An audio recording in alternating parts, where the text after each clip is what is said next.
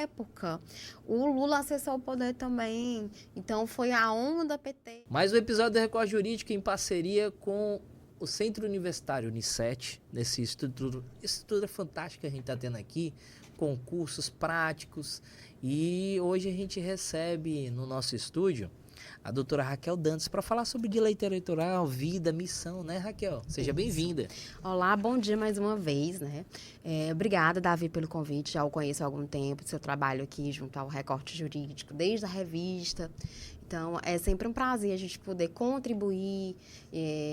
A vida acadêmica, a advocacia, são áreas muito intercessoras para mim. Então, obrigada, estamos para contribuir. Vamos começar por aí. Raquel, eu não quero te definir como um rótulo, mas vamos falar como é que está a sua vida hoje. Além da base familiar, sei que você tem 2 meninas, um esposo que te ajuda bastante, mas vamos começar por aí. Bom, eu gostei aí da tua introdução, porque, de fato, o nosso principal currículo é nosso casamento, nossa família, né? Então, agradeço pelas filhas, pela estrutura que a gente tem, que viabiliza que a gente vá, né, e trabalhe e ganhe o pão de cada dia e devolva para o lar. Mas, de fato, o que eu sou? Quem é a Raquel Dantas?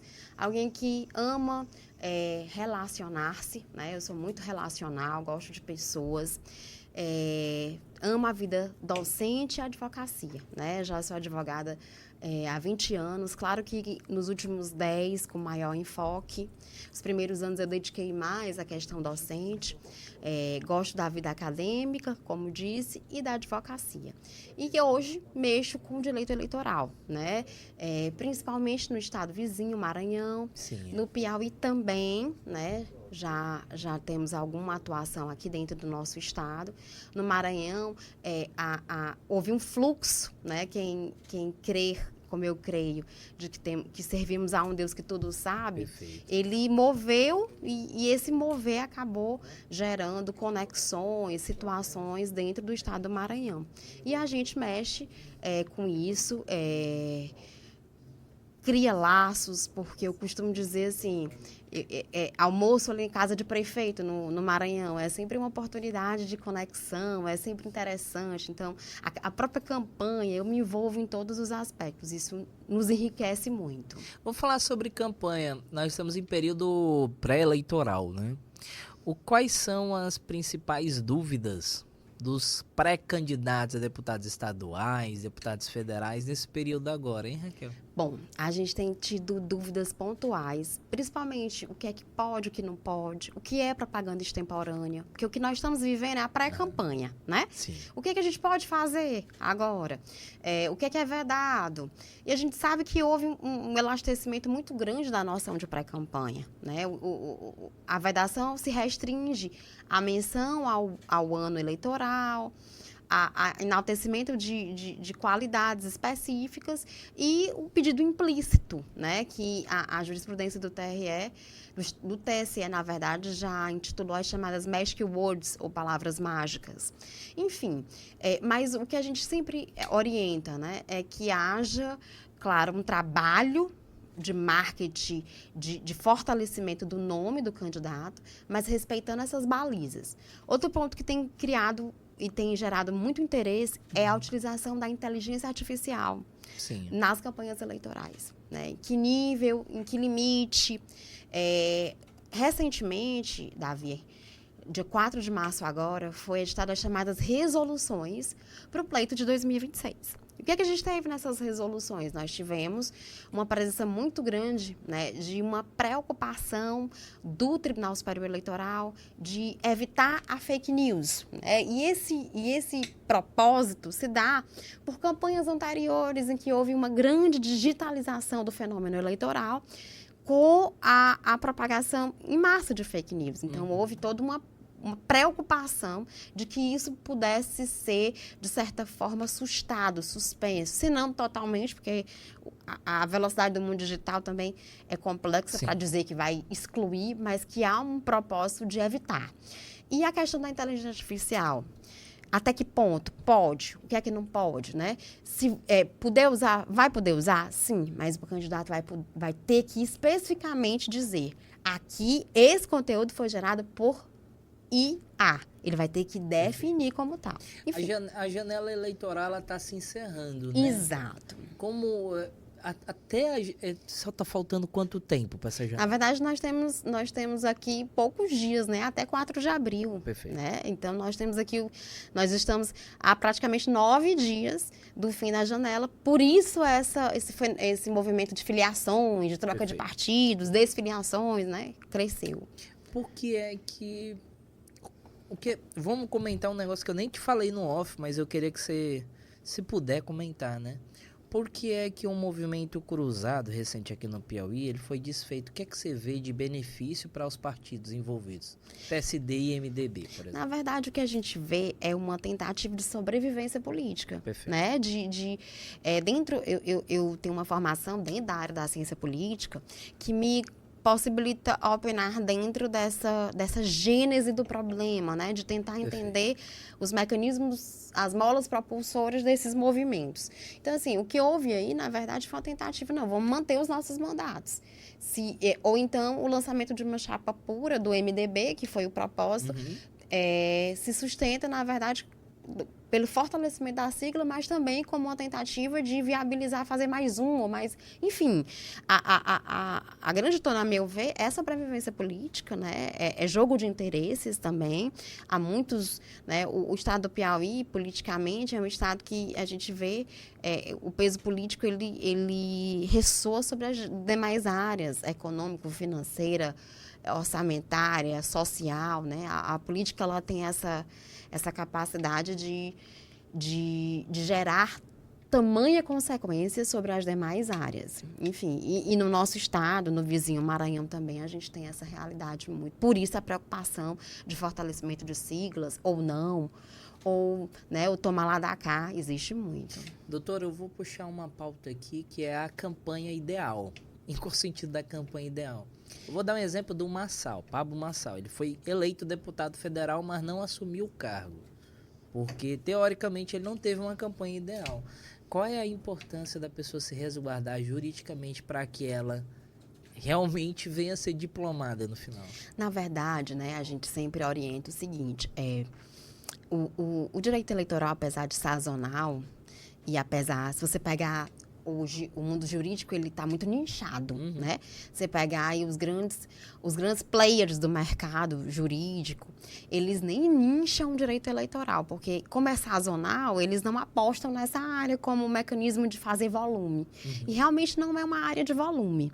Mas a tua pergunta diz, a campanha ideal. A campanha ideal passa por uma assessoria jurídica, passa por uma assessoria de marketing, e uma campanha ideal, acima de tudo, a construção de uma imagem que viabilize o acesso ao poder. Porque de nada adianta, como você colocou.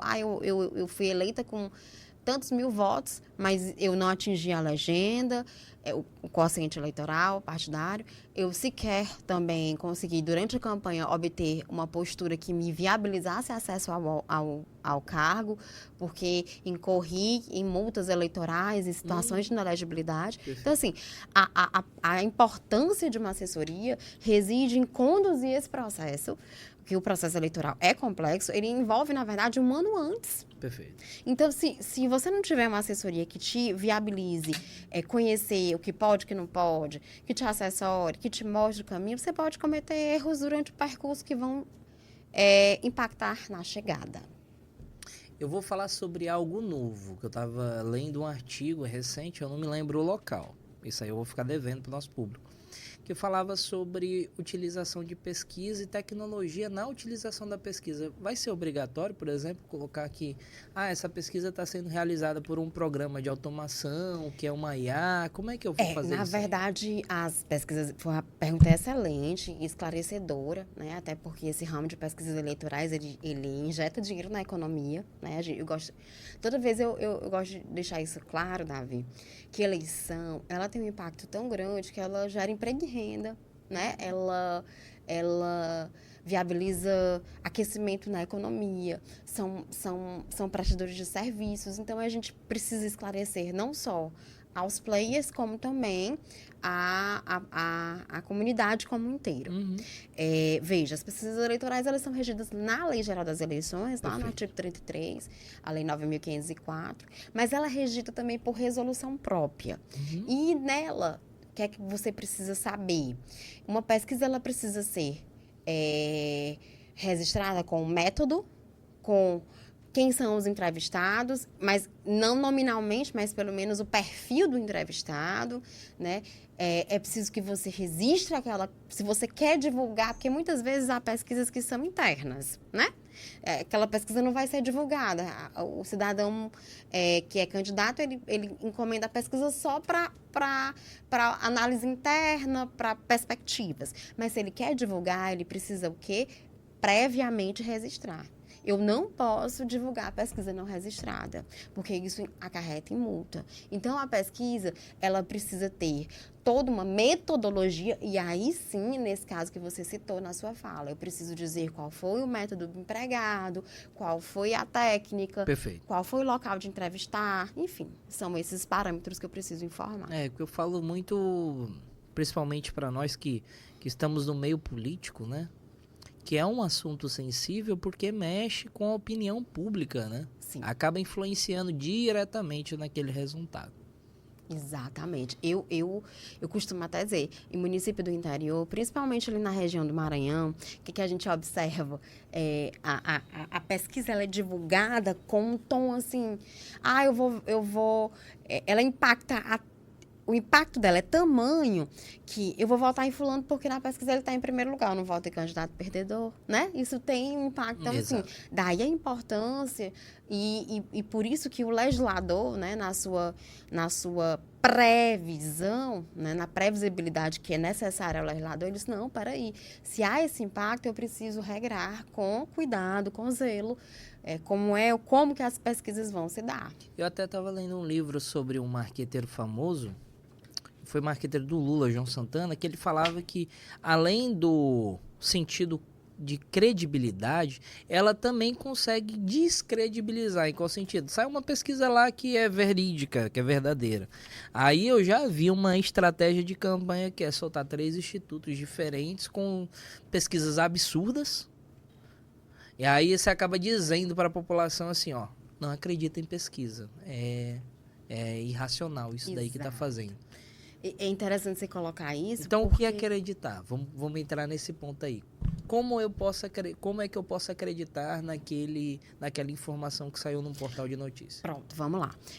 Hoje a gente tem ferramentas do próprio Tribunal Superior Eleitoral. Eles disponibilizam um aplicativo de denúncias, disponibilizam uma série de coisas, justamente para viabilizar essa análise do que está sendo divulgado, se é real ou não.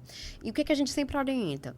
Pesquisa divulgada tem que ver se não é uma mera enquete ou se é realmente uma pesquisa. Sendo pesquisa, qual foi o instituto que realizou?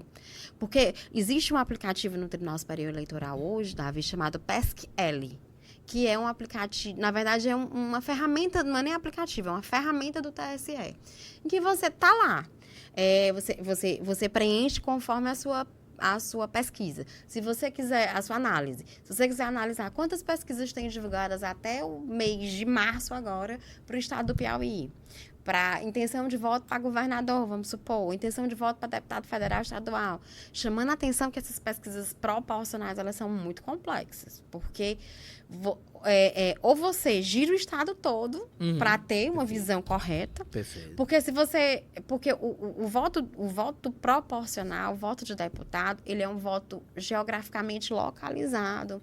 Há uma dinâmica de curral eleitoral, perfeito. Enfim. Então, é muito complexo. Então, já parte dessa premissa, né? Pesquisa de vereador, deputado federal, estadual, é complexíssima para você. Senador não, é majoritário, você já consegue analisar melhor. E o próprio Aí você faz o quê? Você voltando à perspectiva Perfeito. da análise. Você analisa se houve juntada de nota fiscal, se o instituto é um instituto regular, se o instituto de pesquisa, ele já, vamos supor, um instituto que fez ao todo Se tem processo condenando, né? exatamente. Um instituto que fez 6, 7 pesquisas a vida toda. Não tem credibilidade. Mas é um instituto que faz pesquisas sempre, que tem um trabalho antigo, conhecido, em que o estatístico... Porque tem isso, porque o estatístico precisa estar no Conselho de Estatística. Então, assim, devidamente registrado. são situações que a gente precisa analisar direitinho, acompanhar para ver se há, de fato, essa credibilidade da pesquisa. Eu vou até dar uma dica para o nosso público que está nos escutando sobre esse assunto, é ver a média de resultados, porque eu até falo sobre isso, sobre médias de resultados de pesquisa, porque não adianta um cenário que ele está se desenhando ali e se não houve fator novo, não tem por que aquele resultado não mudar muito. Exatamente. A média é um parâmetro interessantíssimo. E outra, a gente tem histórico no Piauí de pesquisas que não relataram a realidade. Né? Essa pesquisa de prefeito de Teresina, por exemplo, se você pegar de 8, 9 pesquisas que foram divulgadas, uma trouxe uma perspectiva real. As demais, não. Então, assim, a gente precisa... ver direitinho as fontes, quem encomenda a pesquisa. E a história da média é bacana. Bacaníssima, é uma solução interessante. Eu quero até comentar, só fugir um pouquinho do nosso tema, mas comentar esse último cenário que teve para a eleição, onde o prefeito Silvio Mendes foi eleito. Nas pesquisas que haviam saído no último mês, não estavam colocando ele como o favorito à eleição, né? Mas ali é diferente, porque houve um fator novo, que eu até falo para todo mundo, inclusive a gente está elaborando um livro sobre isso, que é efeito Doutor Pessoa, porque era o atual prefeito que teve a maior rejeição do Brasil. Foi a primeira vez que aconteceu isso. Então ele não conseguiu ser um coringa na eleição de maneira direta, mas os candidatos dele acabaram migrando de maneira independente para outro candidato, e foi um movimento totalmente novo, que eu digo assim, a política do Piauí é a famosa política da jumenta. Não sei se a senhora já escutou esse caso, que é a política da jumenta, onde teve a eleição que o Napoleão estava eleito, né? A eleição do Hugo Napoleão ainda. Sim. Aí teve a festa da jumenta e tal.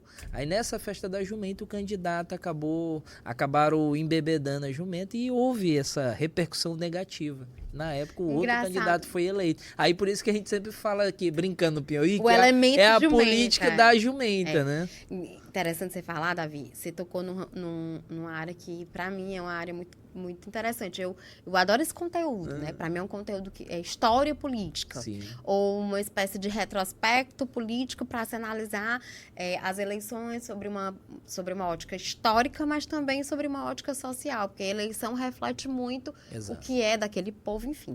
E aí, tu trouxe exemplos, né? E eu remontaria até a famosa eleição do Wellington Dias, que deu a primeira eleição dele lá em 2002. Aí você pode dizer, não, mas foi um fenômeno global, porque na época o Lula acessou o poder também. Então foi a onda PT.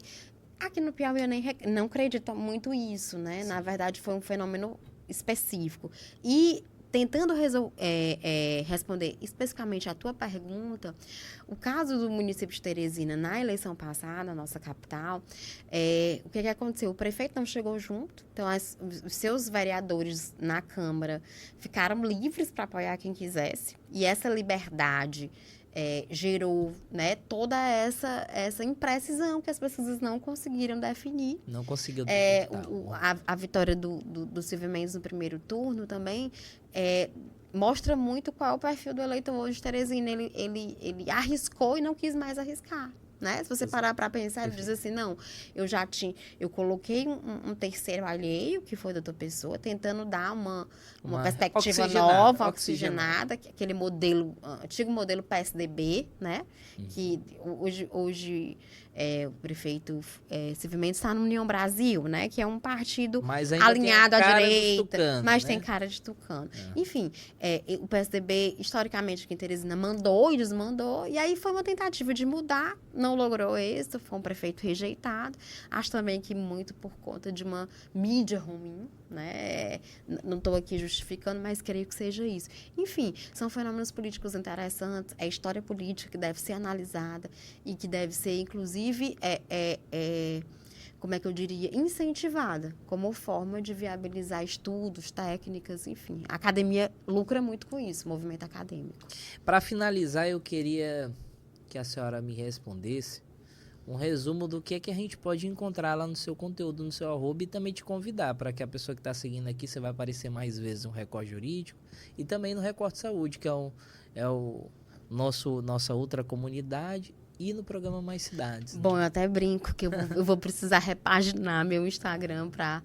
Eu tenho um misto de tudo. Sim. Tem questões profissionais, sim, mas tem família, tem gestão, sim, tem visão de reino de Deus, eu procuro sempre ter um pouco de tudo, né? Isso, na verdade, eu sempre digo que rede social, ela tem um poder, não só de te divulgar, mas dizer quem tu és, né? Ela te define, ela norteia quem te segue, enfim. Eu não gosto muito de fazer política via Instagram, mas faço, na verdade, o meu trabalho, né? Deixando meu arroba, é o @RaquelDantasT_ADV. Tem um trabalho hoje, a gente não chegou a citar, mas vou aproveitar a oportunidade para isso. Eu tenho também um segundo projeto, que é trabalhar com família, sucessões, violência doméstica, que é uma área que eu tenho cada vez mais afinidade, né? Porque eu já falei aqui da sazonalidade do eleitoral, então a gente precisa, como diz, ganhar o pirão, né? Ganhar o pão de cada dia no ano que não é eleitoral, sim, com demandas daquelas que não são afetas. E essa área, com sensibilidade, com trato, a gente sempre vai tentando conduzir. E mais uma vez, Davi, dizer do meu prazer, você é um excelente comunicador. Obrigado. Você falou sobre isso aqui e eu preciso fortalecer e enaltecer isso. E, acima de tudo, do seu papel dentro dessa área, né? Que é a propagação dos colegas na área jurídica. Isso é muito importante. Raquel, agradecer a tua participação no Record Jurídico. Sentimento de gratidão, minha amiga, amém, por ter amém. vindo, tá bom? Obrigada pelo convite. E já deixar as portas abertas, porque ano eleitoral a gente precisa de especialistas eleitorais para poder vir falar de maneira constante e tá tirando todas as nossas dúvidas, né? Amém. Para você que ficou até aí, te convidar para compartilhar, curtir esse episódio, comentar e também te convidar para ver mais episódios no nosso canal, tá bom? É isso aí, né, Raquel? Amém. Obrigada, gente. Tchau, tchau.